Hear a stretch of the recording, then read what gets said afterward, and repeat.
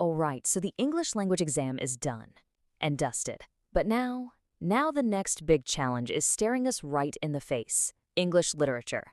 And let's be honest, it's a bit of a tougher beast. We're not just talking about formats here. We're talking about a whole play, 5 poems, and 5 stories. The pressure is definitely on, but don't you worry, because we've got a plan. I know exactly what you're thinking. The entire syllabus in just 2 days? It sounds kind of impossible, doesn't it? You're looking at this mountain of text. The clock is ticking down, fast, and you've only got 48 hours. That's a totally valid worry. But what if I told you that scoring a perfect 80 out of 80 isn't just possible, it's the entire goal of this master plan? That's right, this isn't about scraping by or just passing. This is about absolutely acing it. And look, this strategy is designed for everyone. I mean it. It doesn't matter if you haven't even cracked open the book yet or if you've been studying all year.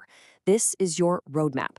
We're going to take students from 0 to a solid 65, 70, and for those of you who are already prepped, we're going to sharpen those skills to hit that perfect 80. Okay, let's just dive right in. Here's our roadmap for the next 2 days.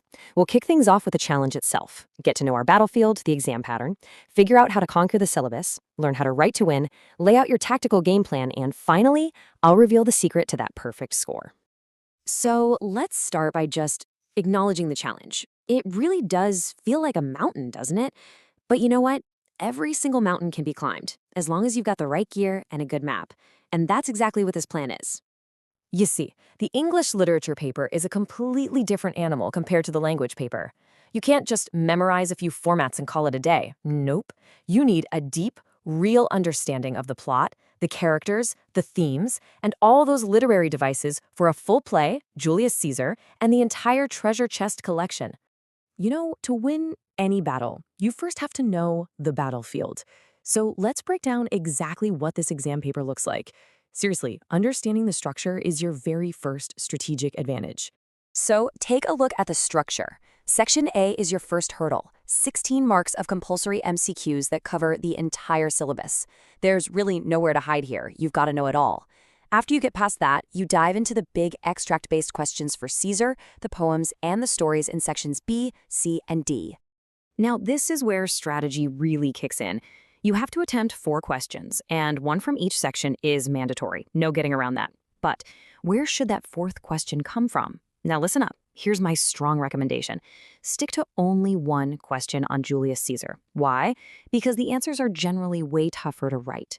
Pick your 4th extra question from the poems or story sections. Trust me, you can often write more freely and score much more easily there. All right, so we know the structure. Now let's get into the content. With a massive syllabus and so little time, we need to be absolutely laser-focused on what actually gets you the marks. Your study approach has to be different for the play versus the poems and stories. For Julius Caesar, you really need to get into the nitty-gritty of the plot, the motivations driving each character, and those big overarching themes of power and betrayal. But for Treasure Chest, the focus is a bit different. It's more about the central idea, the mood, and the moral lesson of each individual piece. Let's really zero in on Julius Caesar. If you're feeling a bit behind, start with a recap of Acts 1 and 2 just to build that foundation. Then make sure you understand the plot chronologically, like what happens scene by scene. Get to know every character like you know your best friend. And this is crucial, identify and memorize important quotes related to themes like free will versus fate. Let me be crystal clear about this. If there's just one thing you take away from this entire plan, make it this. Your examiner is looking for quotes. I'm not kidding. Sprinkling important lines and direct quotes into your answers is the single most effective way to impress them and lock in those top marks. You know, knowing the content is really only half the battle. So let's talk about the other half, how you present that knowledge.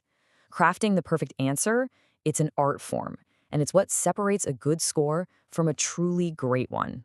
Here it is, your formula for a high-scoring answer. First, use keywords directly from the text. Second, back up every single major point with a quote. Third, add what I call keen details. You know those specific little facts like a minor character's motivation or a tiny detail that shows you've gone way beyond just the surface. And finally, keep your answers concise, precise, and grammatically perfect.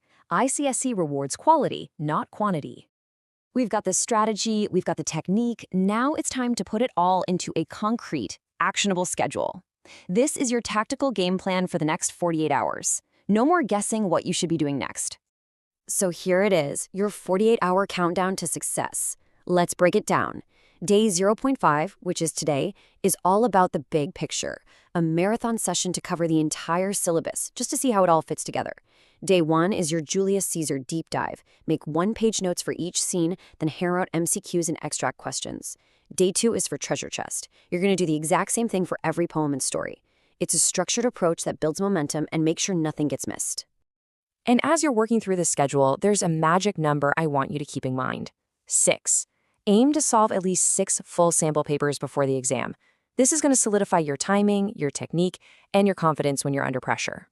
We are in the final stretch. Let's boil everything we've talked about down into the ultimate secret for hitting that perfect 80 out of 80. These are the real game changers that will take your answers from just good to absolutely exceptional. It all comes down to these 3 things. First, keywords. Using the right terms shows you speak the language of literature. Second, keen details.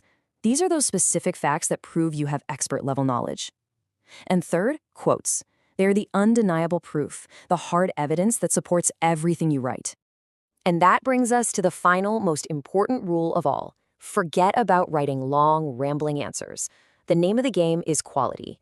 A shorter, concise, and logically sound answer that's packed with keywords, specific details, and powerful quotes will always outperform a lengthy but generic one. So, the plan is all laid out. The strategy is crystal clear. The only thing left to do now is execute. The pressure is on, for sure, but now you have the exact tools you need to turn that pressure directly into points. So, are you ready?